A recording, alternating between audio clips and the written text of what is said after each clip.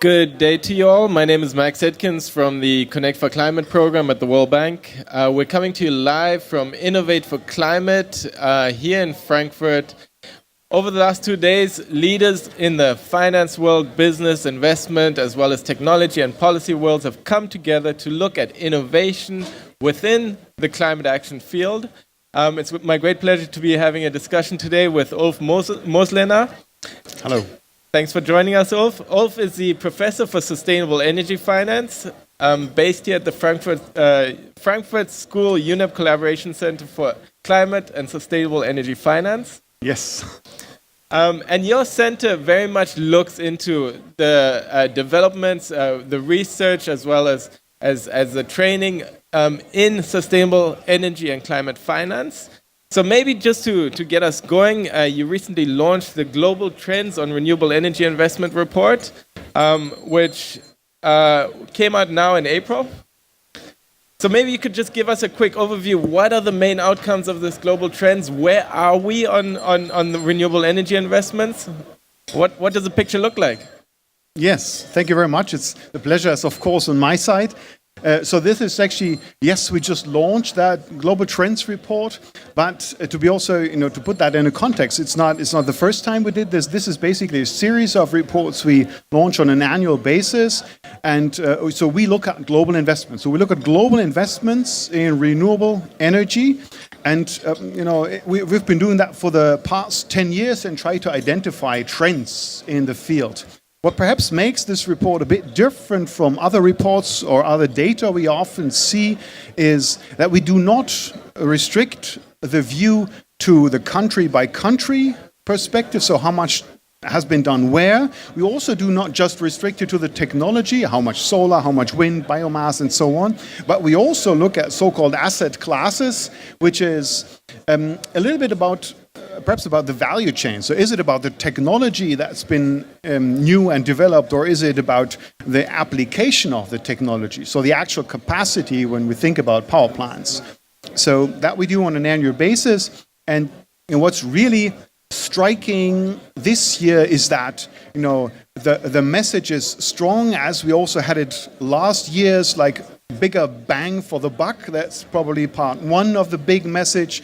And maybe just to explain that a little bit, bigger bang for the buck. So that basically means more deployment at a lower cost. Or getting more for less, in a sense, yes. So we've seen a very strong fall in costs, wind and solar, particularly in solar over the last years. So that meant for less money you would get more investment. However, what we saw this year, particularly when we think about solar, was a huge surge in solar investments globally, and to be honest, particularly in China. That's fascinating, and it's really interesting that you've been able to track the trends over the last 10 years. I think one of the main numbers that also came out was that over the last 8 years, there has been more than $200 billion invested in the renewable energy sector. So maybe if you could just compare and contrast that to the fossil fuel industry, fossil fuel-based electricity generation, how do these two compare, and where are we at the moment? Yeah, so that is just where we just stopped. Talking about solar, we see globally that investments in solar have been larger than the investments globally in electricity production based on coal, gas, and nuclear energy combined. So this is really like when we talk about the investment world, this is where the music plays. It's not anymore any fossil or conventional business if we talk about those numbers. If we talk about, and that's then interesting to basically generate the full perspective. How is it, how much of the capacity in 2017 that's been added has been based on renewables, and that's already the majority. It's more than 60% of the capacity added is based on renewables. So we see structural change clearly underway. However, the picture gets a bit more sobering, to be honest, when we look at how much of the capacity that is around globally. So how much of the power plants that are sitting there already, how much of that is based on renewables? That's fundamentally less. This is 19% or so, and it gets a bit more I don't want to say depressing, but it gets a bit more sobering when we look at how much of the electricity is actually produced based on renewables. There we are at a mere 12%. So that shows us, well, it's on the right way, but we're really not there yet. Yeah, but but I think one also has to take that 12% in consideration of where we've been in terms of renewable energy generation in the past. Yes. Where, 10, 15 years ago, we were at maybe 3% or less. Yes, of course. It's been starting from a very, very low level, which is, so it's quite a success story in that sense. What remains challenging, though, of course, is when we look at the global targets. What have heads of states agreed around the world? Well, it's essentially been to move towards zero net emissions by the second half of this century. That essentially means that emissions from the electricity sector, which is fairly easy to decarbonize, they should approach zero, more or less by half of the century, perhaps a bit later. No, exactly. So the trends are there, and the investment is flowing, and we've heard now from you that more than 60% of the investments are to renewable energy, which are really exciting signals, and it's an exciting time to be part of that industry. So what kind of a message are you getting from the business community? What are you hearing in terms of them wanting to be a part of this renewable investment drive and wanting to be part of the transition to a low-carbon resilient future?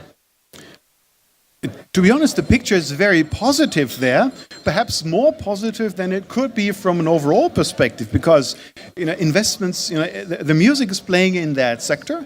People like to invest, otherwise they wouldn't do it. And apparently it's fun and attractive to invest. This is why investments are flowing.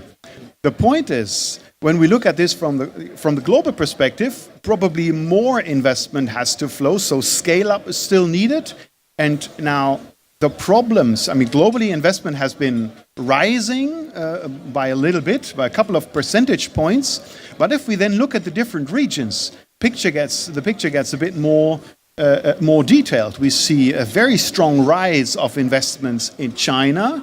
However, we see strong falls in Europe, roughly 30% or so. So strongly falling investments in the European Union, for example. And that shows a bit the different challenges that we have in the different economies that they're facing now when it really comes to A, the scale up of investments in renewables, and B, that will also have to be talked about on a global scale, the fade out of conventional generation based on coal or based on gas.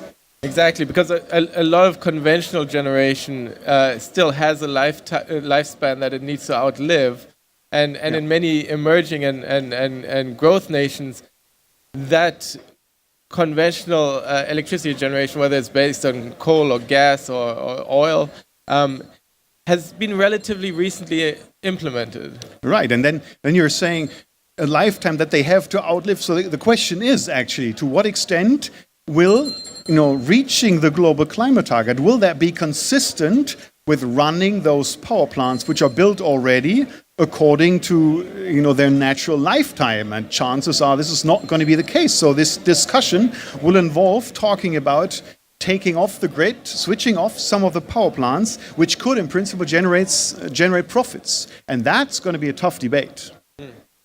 But I'd like to also try and get out of you what kind of lessons have been learned from the renewable energy sector in terms of technology learning. We've seen the cost dramatically drop in solar PV as well as wind. How can that also be applied to other greenhouse gas emitting sectors such as transport, buildings, or even the landscapes? Yeah, that's an interesting question. So first of all, I think we by far haven't really yet learned all the lessons that we could learn. But we still see fascinating things in that sector. Talking about this, how to basically fade out a technology with a new technology coming. And one interesting lesson is, a couple of years ago, no one would have believed that the costs are coming anywhere close to the level where they are now. And some innovation processes have taken place. And frankly, if we could talk longer term, I would say it's probably not a big deal to get out of coal because alternatives will be cheaper very soon. Sometimes I say, okay, the Stone Age did not end because there were no stones available anymore, but just because there were better technologies available. I think we're coming to that phase. The question is one of the speed of the transition there. So even if we cannot imagine. So now I'm coming to your question. Actually, what can we learn from this? So I think one interesting lesson could be that there are expectations about technologies, but specifically about what technologies can do, how fast they can develop in terms of the technologies itself, but also the ways they can use and the costs that they might be attached to. They might change dramatically, and that is something we should keep in mind. That means regulation should be able to basically foster some kind of innovation, be open to have a certain flexibility, but also keep in mind that there might be fast changes, and the systems and the markets should then be ready to basically react to those changes. Exactly. So you're encouraging transformative policies to allow for more flexible deployment and innovation within the market frameworks. And touching upon your, we did not run out of stones because we did not leave the Stone Age because we ran out of stones. That is very much the trend that we're seeing in terms of the sustainability revolution, as they're calling it, that we are scaling up new technologies, low carbon and resilient technologies at the speed of the digital revolution, but we have to do it at the scale of the industrial revolution. And so with that, I'd like to just ask you to leave the audience here at Innovate for Climate with a parting message, as well as a message for our young audience on Facebook. How can they be a part of this grand transition? How can they get involved in the renewable energy space? And how can they contribute to the sustainable finance that we need to transition to a low-carbon future? Yeah, that's a difficult question, but Innovate for Climate, I think, that's a good buzzword for that, because we need more experiments, in a sense. We need more trying around with new ideas, trying around with, what are the real challenges, in which sectors are those real challenges, and what are ideas, how those challenges can be addressed. There are loads of business ideas out there that can be tackled, that can be sort of realized, Just, look at electricity prices, how volatile they are. They're expensive at daytime, cheap at night. You will find ideas, business ideas, how to basically make something out of that. I encourage you to think about that, be innovative, and we need a large laboratory in order to tackle these challenges. Well, thank you so very much. Be innovative, join in the sustainable energy revolution, and contribute to Innovate for Climate. Thank you, Ulf. My pleasure. Thank you. Have a good one.